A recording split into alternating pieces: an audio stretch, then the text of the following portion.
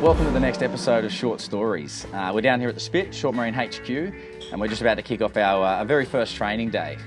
You know, it's our vision at Short Marine to make boating as easy and enjoyable as possible, so our customers can get the most out of their boats. And a big part of that is providing as much support as we can, so that they're as comfortable and as confident as they can be. And so, what the plan is today, we've partnered with some industry colleagues and experts to run 5 different workshops for all the guests. And so the first workshop that we've got is a boat handling workshop. Now we've got Eric Sorensen here, who's come all the way over from the US to be here, and I don't think there's anyone in the world better when it comes to hull design and understanding the way that boats run.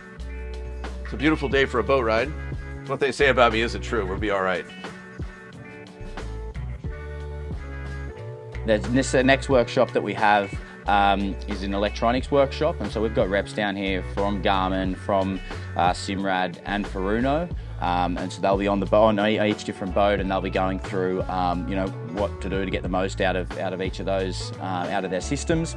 We've got William Lee down here from Yamaha, so he's running a Yamaha Helm Master or full manoeuvrability workshop, and that's ultimately just to take people through, a lot of our customers being Grady's and Capelli's, most boats these days are running Helm Master, and there's a lot more that those systems can do beyond just the joystick features, and so it'd be really good to have him take everyone through that as well. Then we've got Alex Kasabian, who owns Fishing Station, and he's running a fishing workshop, which is everything just from not only like species and what to catch and where to catch it and those sort of things, but also all the rigging as well.